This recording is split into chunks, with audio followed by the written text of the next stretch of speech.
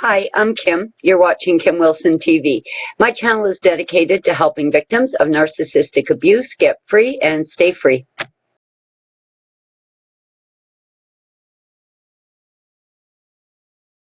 Now, we've all discovered that on average, victims of narcissistic abuse go back on average 7 times. I certainly went back every one of those 7 times, if not more. And I mean fully packed, truck arrived, moved out, gone, only to return. The hoovering is extremely effective. The introduction of more future faking, wanting to believe that the person you originally fell in love with is still in that monster somewhere, hoping for some closure, hoping for some understanding of what's going on. I mean, there's a million reasons why we go back so many times, but I think for all of us there is that defining moment, that absolute moment where we know it's over. It's absolutely over. I'm done. I'm out of here, and I'm never going back. And today I want to talk about that.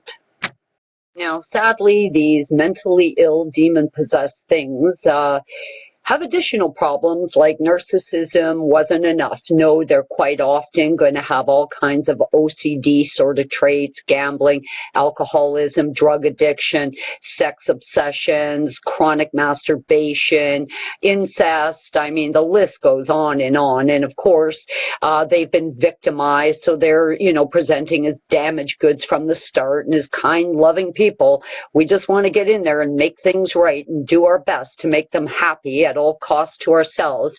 There's a million reasons why we stay. Finances, our careers have often been ruined. I mean, it just goes on and on and on. And quite often, we've been isolated, we're broke, we're trapped, and we're absolutely out of resources, confused, disorientated, heartbroken, shaken to our core. So don't be kicking yourself if you got stuck, because I got stuck, I went back, I got stuck, I went back, as many of us do. So there I am. I've had my life turned upside down through this absolute idealization and love bombing like I've never seen before. I don't know which end is up. Now, Trevor, throughout all of this, of course, was a chronic alcoholic, and I don't mean a pretty drunk. I mean a falling down, pissing in his pants kind of drunk, an absolute fucking mess. So, of course, I could excuse away a lot of his behavior as a result of his drunkenness.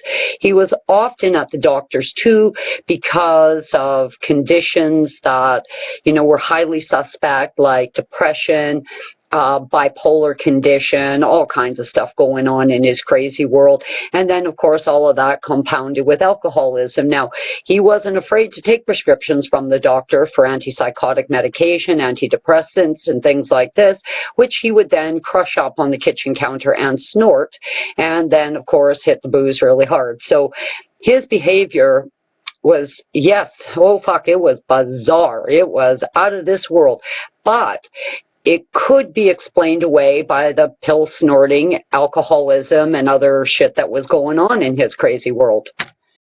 Now, of course, in addition to him being narcissistic, he was alcoholic, he was drug addicted, he had all kinds of weird sexual behaviors, masturbation, absolutely chronic, incest. Of course, Trevor had been adopted, and when he found his biological sister, rather than the two of them going on a picnic, they got drunk and fucked, and more than once.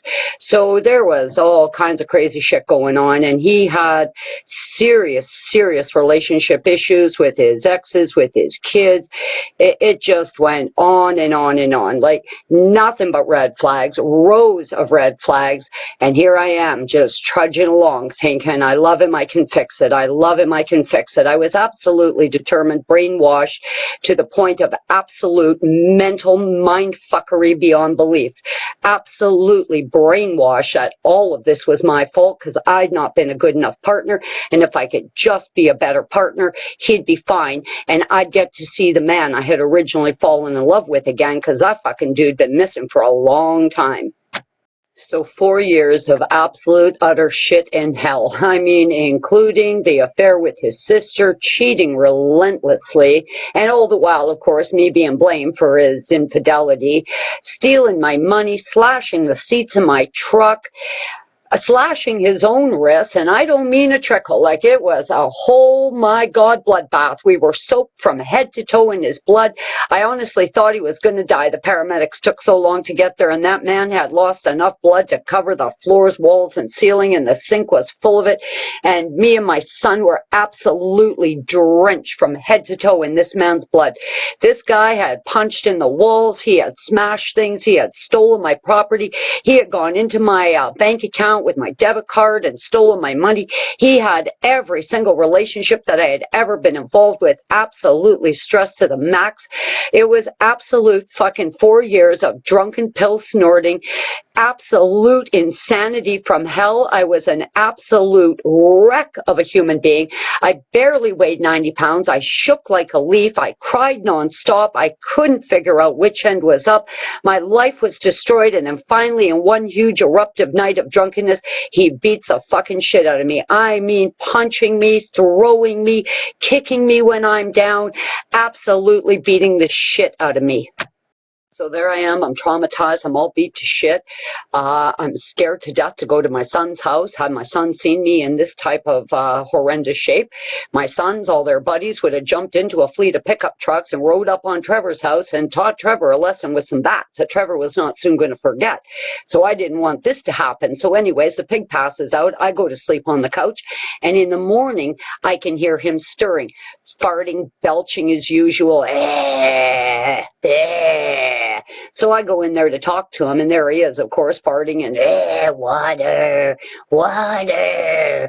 Holy fuck. So I go get the pig some water, and I give him the water, and he rolls away from me. He doesn't want me looking at his nasty ass. So anyways, I start talking to him, and I explain to him this is not the way for a man to behave, and that he should have more dignity than this, that he's going to get so drunk that he's beating up on skinny girls now, especially skinny girls he's supposed to be in love with. Anyways, he had always said to me, don't ever tell me to quit drinking, because I'm never quitting drinking, and I'll freak out if you do. So I never suggested it. But this time I'd had enough, and I said, dude, you need to quit drinking.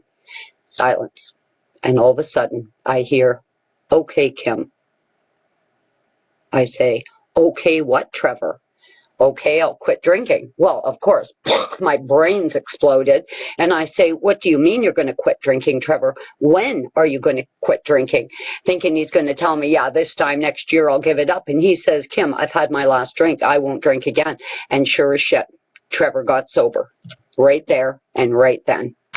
So, oh my God, I have this tremendous new sense of faith. I think to myself, you see, I waited 4 years, and now he's going to quit drinking. All this shit's going to stop. Oh my God. No, that's when the real fun started. You see, all these other problems that they have, the pills, the drugs, the alcohol, the gambling, the chronic masturbation, this is all a smokescreen.